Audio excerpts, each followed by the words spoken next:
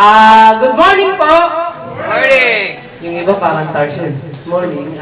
Anyway, sino po dito yung first time po? First time pong makita ko. Okay. Pwede po ba natin palakpakan ng mga first time? Okay.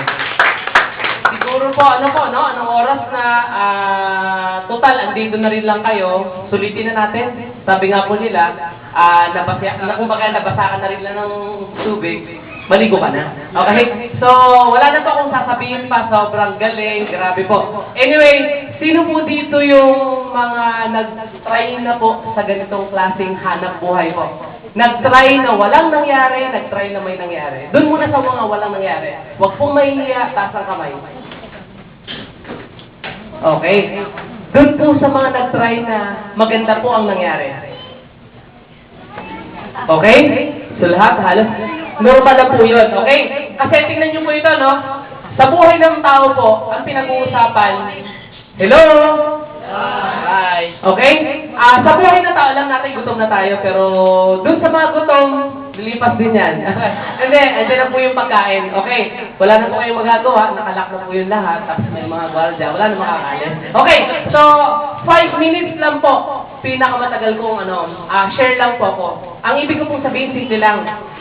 Sa buhay po ng tao, hindi naman pinag-uusapan kung ilang beses kang nalugmok, ilang beses kang nalugi, ilang beses kang bumagsak. Ang laging pinag-uusapan sa buhay ng tao, sa pagnenegosyo, ilang beses kang babangon sa pagkakadapa, ilang beses kang babangon sa pagkakalugmok. Tama po ba? Yes. Parang ano lang po yan eh. Kahit parang relasyon na po yan. Kailangan po ng tinatawag na acceptance. Doon kasi sa mga iba, pag walang nangyari, ayaw nang sumubok. Bakit? Pag ikaw po ba, brinay ka ng girlfriend mo, brinay ka ng boyfriend mo, ayaw mo na po bang mag-girlfriend? Ayaw mo na po bang mag-boyfriend? Wala naman po ganon. Kaya sabi ko nga po, lahat ng nangyayari may purpose. Ako po, share ko lang po sa inyo, medyo bago lang po ako sa ganitong hanap buhay. Nag-start po ako maniwala sa ganitong hanap buhay, 16 years old. Okay? 16 po. Ngayon, first company ko po, ayaw ko nang banggitin. Ito yung Forever Living Product. Hindi ko binanggit ha? Okay, yun yung first company ko. Ngayon, tanungin niyo po ako kung kumita ako. Hindi po ako kumita. Kaya lang, kung bakit ganito ako ngayon, because of Forever Living Product. Yung hindi ko po pwedeng matutunan sa Harvard University, dito po sa Forever, doon sa Forever, na ibigay sa akin. That's why ganito po ako ngayon. So, anong ibig ko pong sabihin? Wala ba akong pinag-aralan? Third year college lang po, ako second sem. Kaya lang, ang napansin ko nowadays, ang dangal, puri at respeto ng tao ngayon, wala sa may pinag-aralan. Ang dangal, puri at respeto ngayon, kamusta ba ang inabot ng pamumuhay mo? May mansion ka ba? May kotse ka ba? Malaki ba ang savings mo? Hindi ka ba nabibitin minsan pag hiningan ka ng magarbo ng anak mo? Yung iba kasi, pag nakarinig ng ganito, feeling nila, alam na nila. Kasi kung alam mo na to, dapat super-duper ganda na ng buhay mo. Alam mo bakit? Simple lang. Ang tao minsan, pag narinig, feeling nila na experience na nila. Okay, tuloy ko lang, no? 16 years old, 2 years walang nangyari sa akin. Pero hindi po ako nadala. Yung iba, isang beses lang nakasali, walang ginawa, ayaw kong sumali dyan! Wala namang nangyari. Ano ba ginawa mo? Ay, kailan ba na may gagawin? Pero, yung iba, gustong-gusto ko mula. Wala namang ginagawa. Eh, mas malaki pa yung chance na tamaan ka ng kidlat. Di ba? Totoo. Bago may mangyari sa'yo, dapat deserving ka. Di ba? May nakatingin yan eh.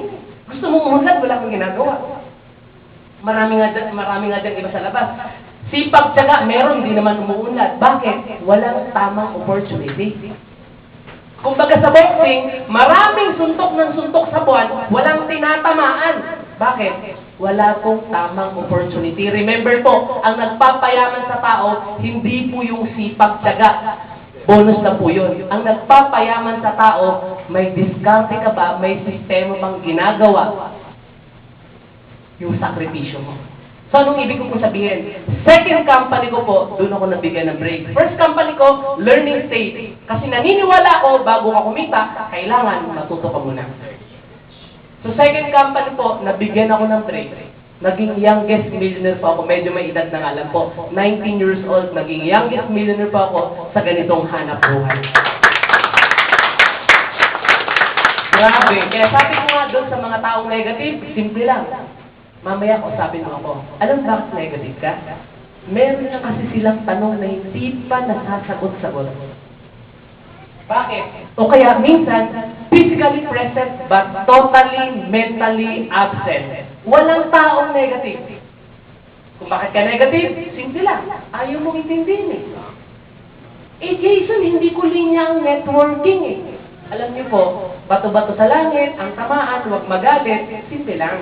Hindi pa nagsisimula ang networking, nagne-network na po ang tao sa mundo.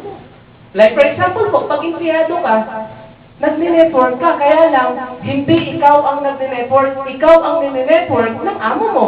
Ikaw ang nine-network ng boss mo. Tapos sasabihin mo, ayaw mo mag-network. Tama, no? Many people fail because of lack of knowledge. Walang alam. Hindi porkit may edad. Yung iba, no? Bato-bato sa langit ang tamaan ko, ay huwag na huwag magagalit. May kasabihan po tayo sa ngayon. Buti pa ang gadget. Nag-a-upgrade. Buti pa ang 3G, may 4S na ngayon. Yung iba kasi, kung ano lang yung nalalaman nila, yun lang, kaya walang nangyayari. Yung iba sa totoo lang, whether you like it or not, minsan, kaya kang talunin ng apo mo. Minsan ang apo mo, kayang patakbuhin ng laptop. Kayang paganahin ng touchscreen. Tapos sasabihin niya, iho, papunta ka pa lang, pabalik mo lang. Talaga? Bakit wala kang sportan? Ang ibig ko sabihin, simple lang. Simple lang po. Kailangan lang po natin tanggapin ang totoo. Sa ayaw at sa gusto mo, hindi po panahon ang susunod sa atin. Tayo po ang susunod sa panahon. Anong sabi ko nung araw? Darating ang oras, ang baka lilipad. Lumipad na po ba? Nakasakay na nga tayo eh. Darating ang oras, ang baka lulutang. Nakasakay na tayo. Tama? Kaya, yung imposible sa'yo noon, posible na po ngayon. Hindi mo to linya, hindi pagawa natin sa mga kakilala natin, alam na ito. Linya nila to. Tamad ka, hindi pagawa natin sa masipag. Kasi maraming iba dyan, tanong sa isip. Yung negative. Sabi ko nga eh, narating mo edad mong yan, puro negative ang laman ng utak mo, baliktarin mo kaya ngayon. Mag-positive ka kaya. Kasi sa battery, hindi naman talaga gagana pag puro ka ng negative. Tama le. Positive. Ano niyo kung bakit? Nakaka-8 companies na po ako ngayon. Ito po, pang 9 companies ko ng One Labyrinth. Pero po, tinotang ko lahat ng kinita ko. Kumita na po ako lahat-lahat mga 30 million plus. May nagsasabihin sa akin, pangit ang networking. Pero po, hindi pa po ako kumita ng malaki. Kasi po, maniwala ka po sa hindi, may kaibigan po ako kumita 200 million, 300 million. Hindi po tumama sa loto. Kumita po sa tinatawag na multi-level marketing system. So, anong ibig ko sabihin? Simple lang. Ang multi-level po, sistema lang minsan, tingnan niyo po ito, no? Baka ito po, baka may kakilala kayo o kayo, naguguluhan kayo pag tinawag na ano yung negosyo mo. Di ba pyramid yan? Anong tanong mo? Anong sagot mo? Pag wala kang alam dito, oo nga, pyramid. Uy, thank you ha. Buti na nasabi mo, pyramid. Ano ba talaga ang pyramid? Okay. Kung titingnan po natin ang pyramid na yan, structural lang po yan. Lahat po ng organization, ang concept, pyramid is structural. Sample po, may nakita na po ba kayong circle structure po? Yung tipong, dito po si Vice President, dito po si President, dito si Congressman, Senador. May nakita po kayong circle structure? Wala naman eh. Eh ano sinasabi mo pyramid?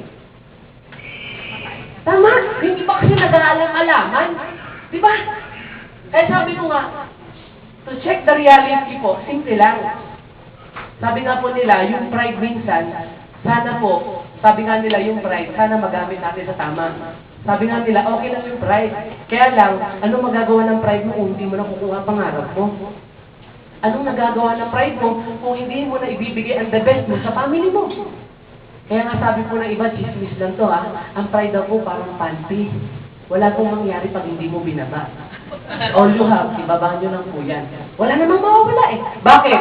Pag may pride ka, gwapo ka, at binaba mo yung pride mo, magiging pangit ka ba? Si Sir, pag gwapo si Sir, gwapo pa rin naman ha. Di ba? Walang mawawala. Tama po?